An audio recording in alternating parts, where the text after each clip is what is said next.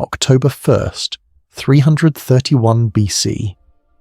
The sun rises over the plains of Gaugamela, a vast expanse of flattened earth, stripped of hills and scrubbed to become a perfect killing field.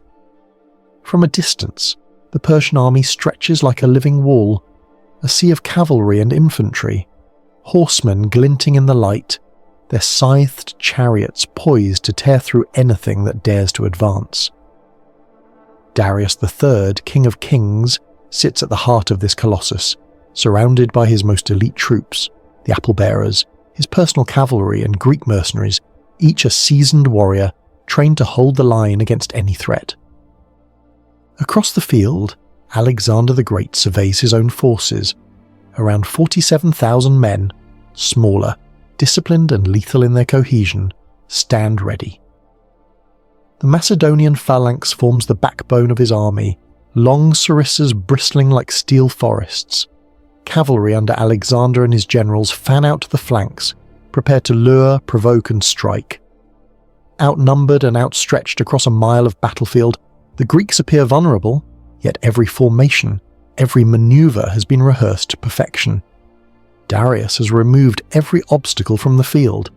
He intends to unleash the full fury of his scythed chariots, his cavalry wings, and his Indian war elephants. But in creating this ideal battleground, he has fixed his army to a rigid plan, vulnerable to the one opponent capable of exploiting any opening, Alexander. The Macedonians begin to advance. Their phalanxes march forward in unison, the wings echeloned at 45 degrees, deliberately drawing the Persian cavalry outward. Darius waits, restrained by caution and pride, until Alexander's subtle lateral movements force his hand. The Persians surge to the flanks, leaving the heart of their formation stretched, vulnerable, a perfect target for a decisive strike. It is a confrontation that will decide the fate of empires. Persia's vast army, numerically superior and bolstered by exotic war machines, faces a smaller, highly disciplined force led by a man who has never known defeat. Every step across the plains tightens the tension. Every maneuver on either side carries the weight of destiny. In the distance, Alexander prepares to execute a strategy that will be remembered for millennia, drawing the enemy out, creating a gap, and striking at the centre, the king himself. The ground trembles beneath thousands of hooves and feet. The air is thick with anticipation. At Gaugamela, the battle lines are drawn, and history is about to be rewritten. From this tension, the Macedonian advance will give way to maneuvers that exploit every flaw in the Persian plan, setting in motion a series of strikes and counterstrikes that will culminate in the collapse of an empire.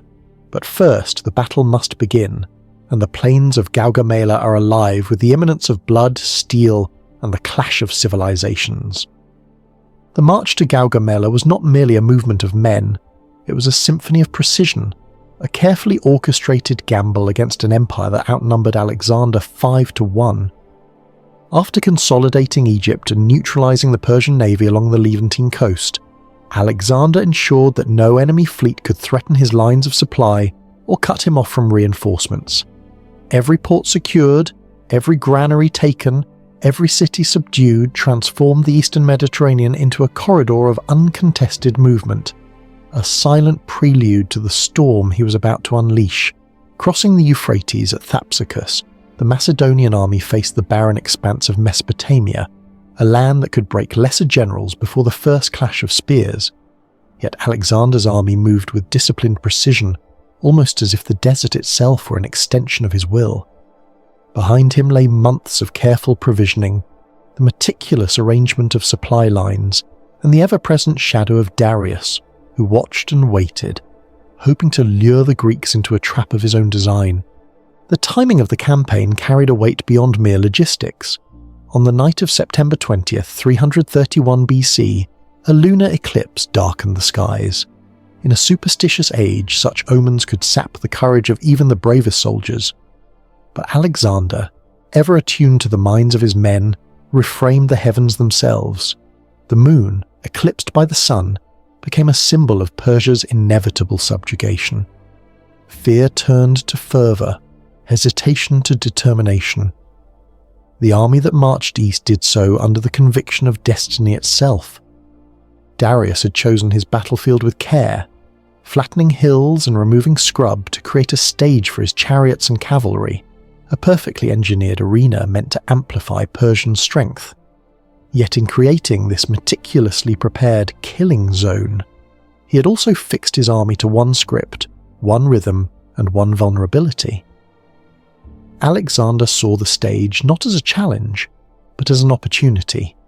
His lateral maneuvers, his oblique advances, his careful placement of phalanx and cavalry, all were designed to exploit the rigidity of his foe. Every step of the march, every ration delivered, every camp fortified, brought Alexander closer to a confrontation that would not just decide the fate of armies, but reshape the destiny of empires. The stage was set, the Persian host awaited, and in the plains of Gaugamela, strategy would collide with brute force, precision with scale, and one man's vision would ignite the end of an empire. Before the first clash of spears or the thunder of hooves, the ground itself had been shaped into a weapon. Darius III, anticipating Alexander's arrival, had chosen the open plains of Gaugamela, an expanse deliberately stripped of obstacles, flattened with a precision that spoke to both ambition and fear. Hills were levelled, scrub uprooted, depressions filled, leaving a canvas on which the Persian Empire would attempt to crush its opponent. It was a battlefield engineered for dominance. Scythed chariots could surge unhindered, heavy cavalry could gather momentum, and every soldier could march in the formation the king had envisioned. Yet, in that careful preparation lay a fatal rigidity. By tying his army to ground optimized for shock, Darius handed the initiative to the Macedonians. Alexander's scouts, trained to read the terrain as a general reads his enemy, noted every level stretch and subtle undulation. The Macedonian phalanx, disciplined and flexible, could advance or pivot to exploit even the slightest hesitation in the Persian line. The field that had been prepared to deliver destruction could just as easily become a trap. On both flanks, the Persian cavalry bristled with potential energy. Bessus commanded the left, a formidable amalgam of Bactrians, Scythians, and regional cavalry, while Mazaeus held the right with a mixture of Syrians, Medes, Armenians, and Cappadocians. The centre, where Darius himself would anchor the apple-bearers and Greek mercenaries, was heavily fortified. Yet even as these forces flexed and massed, the Macedonians were already moving in patterns designed to stretch, probe, and expose weakness. Every formation, every positioning was part of a game of anticipation. The flat expanse magnified numbers but magnified vulnerability too. In Gaugamela, the battle would be decided less by the width of an army's line and more by how swiftly a commander could exploit a crack in it. And Alexander, as always, had read the battlefield with the precision of a surgeon and the intuition of a predator. Across the endless horizon of Gaugamela, Darius assembled a force that seemed to stretch from one edge of the earth to the other.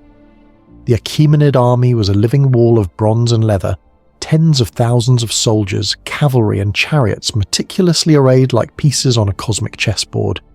Each contingent had a role, each officer a purpose, and every formation was designed to crush, encircle, or scatter anything that dared oppose it.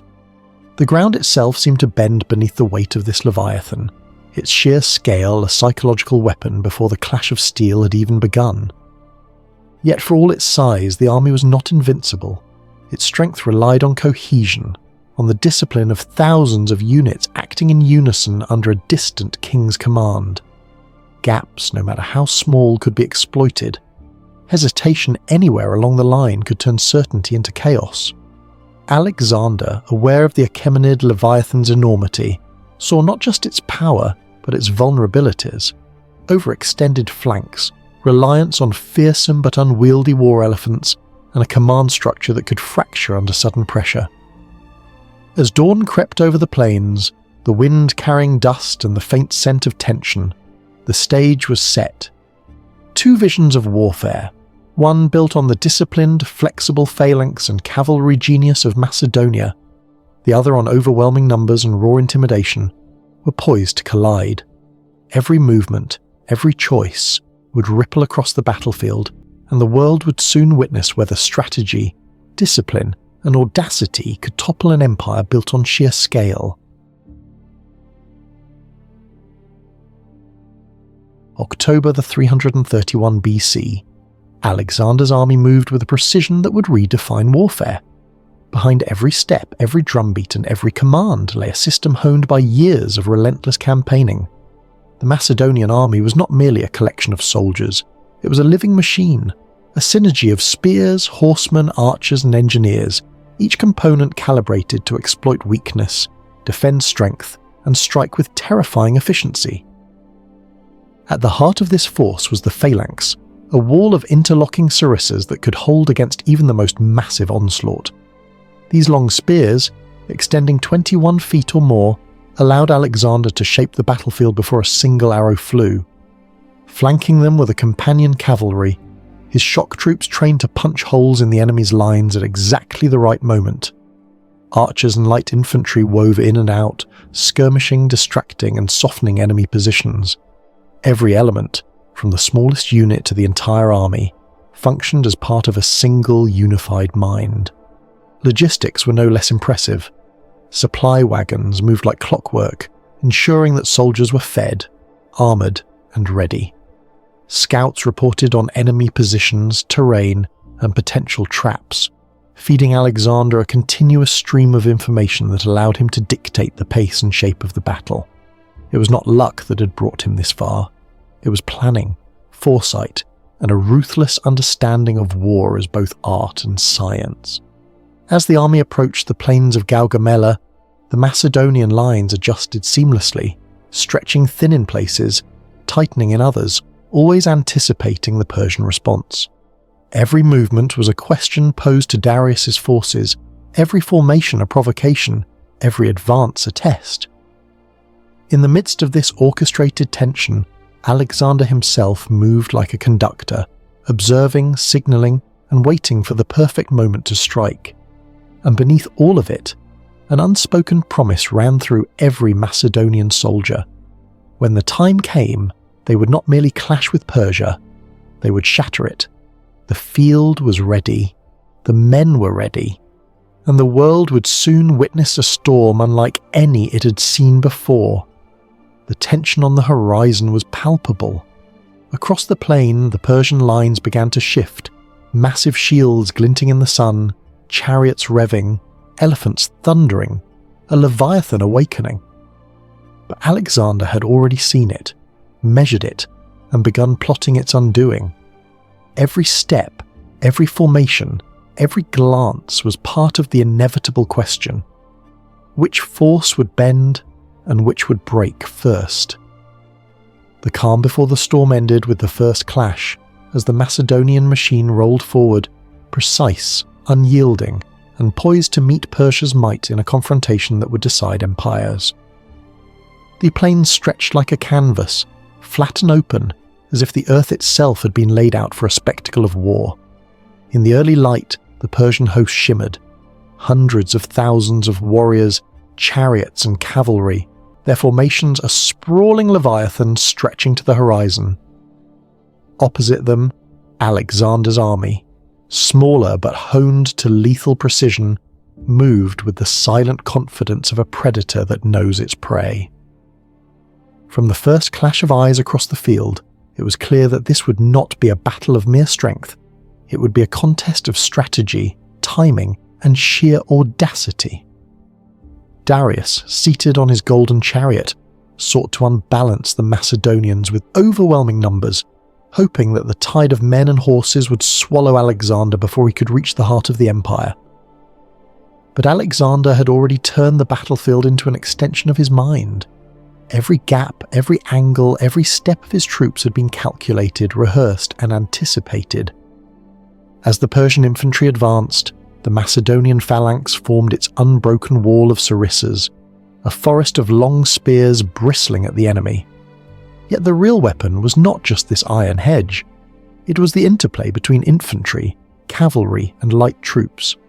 Alexander's companions rode like shadows along the flanks, waiting for the precise moment to strike, while light archers and skirmishers harassed the Persian lines, probing for weaknesses that might invite catastrophe. The first collision erupted like thunder. Persian cavalry surged against the Macedonian right, attempting to roll up the line. Alexander responded instantly, wheeling his elite cavalry into the fray, striking with precision where the enemy least expected. On the left, the Phalanx advanced relentlessly, absorbing the shock of the massed Persian infantry. Chariots, intended to scatter and terrify, found their momentum blunted against disciplined spears and calculated gaps, turning their charge into a deadly liability for their own side. Hours passed in a tense, violent rhythm. Darius attempted to shift his forces, to encircle, to break the cohesion of the Macedonians. But Alexander was never on the defensive. Each feint, each pivot, each controlled withdrawal was designed to draw the Persians into traps, to tempt them into mistakes that would cost thousands. The battlefield became a chessboard, and every move Alexander made threatened the collapse of the Persian Empire in a single blow. Then, at the crucial instant, Alexander led the decisive charge. Spearheaded by his companions, the cavalry punched through the Persian centre, targeting Darius directly. Panic rippled through the enemy ranks as their command structure faltered. Darius fled, and with him went the morale of the Achaemenid forces.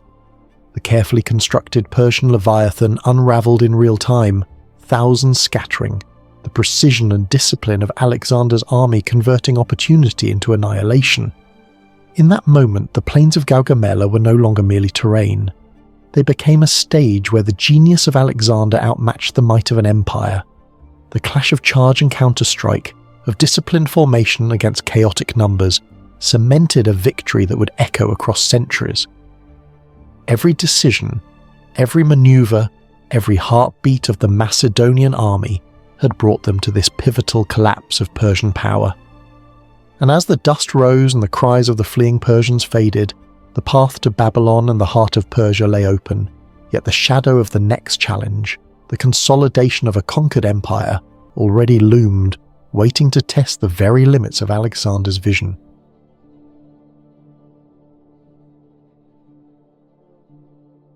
Alexander did not pause. Victory on the battlefield was only the beginning. Persia's heart remained, and with it the spectre of rebellion and the chance that Darius might regroup. Swift, relentless pursuit became the next instrument of conquest. The Macedonian cavalry, light yet lethal, swept across the open plains, striking at the remnants of Persian formations. Cities that had once boasted walls and wealth now found themselves exposed to an army that moved like lightning, leaving panic in its wake. Spies and scouts reported every retreat, every faltering supply line. There was no respite for the empire. Each fleeing detachment, each scattered unit was hunted with precision, turning escape into an illusion. Babylon, once the jewel of Mesopotamia, fell almost without a fight. Its gates opened to Alexander, the citizens unaware that their liberation would be swift but absolute. Every palace, every treasury, every stronghold became a testament not just to victory, but to the methodical dismantling of Darius's authority. And yet, the pursuit did not end there. Susa, Persepolis, the legendary capitals of the Achaemenid dynasty, succumbed in succession, their grandeur no match for the momentum of an army driven by a single mind. Darius himself remained a shadow on the horizon, fleeing eastward, clutching remnants of his army but never able to regain control. The Macedonians, disciplined and relentless, ensured that no rallying point could survive. Victory at Gaugamela had not merely won a battle, it had shattered an empire's ability to respond. Each step Alexander took brought him closer to absolute dominion over the Persian world, and yet every city that fell carried the weight of a larger question.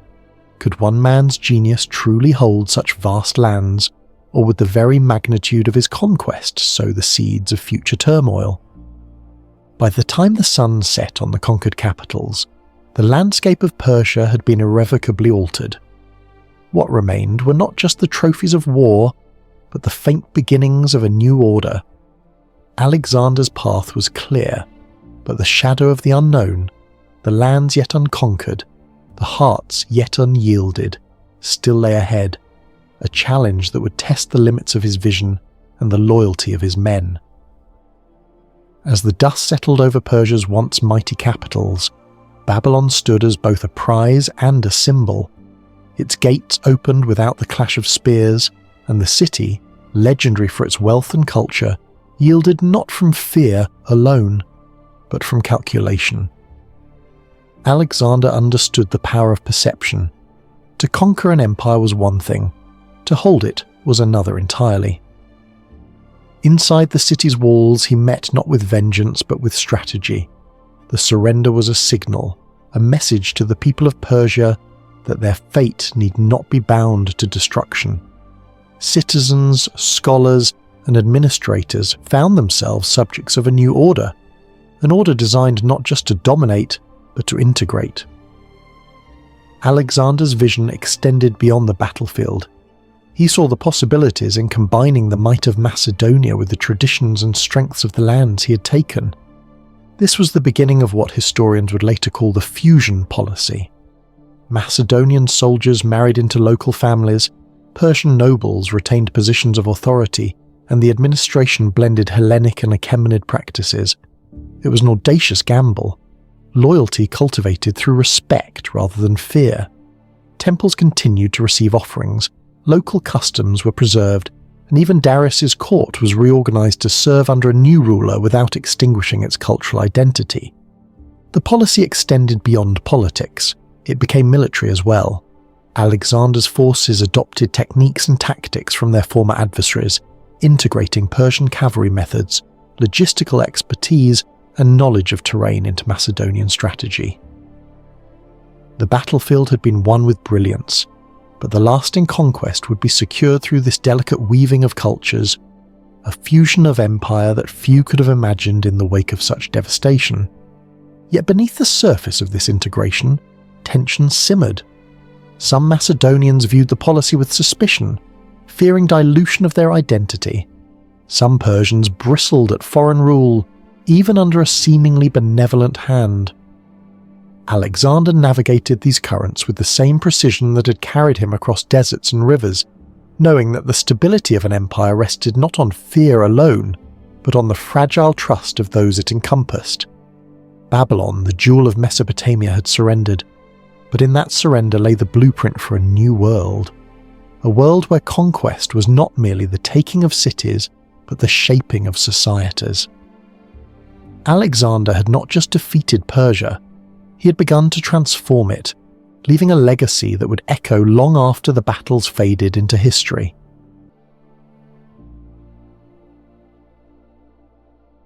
As the dust of Babylon's streets settled, Alexander turned his gaze eastward to Susa, the heart of Persia's wealth and the repository of centuries of imperial treasure. The city seemed to hold the very pulse of a fallen empire, its walls, opulent palaces, and sunlit avenues all whispering of the power that had once commanded the known world. But it was the treasury that drew him most, not for greed, but for strategy. Within its vaults lay not only gold and silver, but the means to secure loyalty, fund armies, and stabilize an empire newly in his grasp. When Alexander entered Susa, he encountered not chaos, but a city ready to yield. Persian officials, weary from the relentless advance of his army, offered gifts, tribute, and cooperation. Alexander accepted the wealth with calculated restraint, aware that how he handled these riches would echo across the empire. Gold was redistributed to his soldiers, reinforcing morale. Silver flowed into administration, cementing alliances, and art, scrolls, and sacred objects were preserved, a gesture of respect that signalled his policy of integration rather than mere plunder.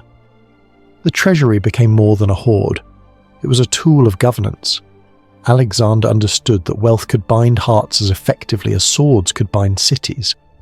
By sharing the empire's riches with both Macedonians and Persians, he fostered a sense of collective stake in his vision, subtly rewriting the social and political fabric of conquered lands.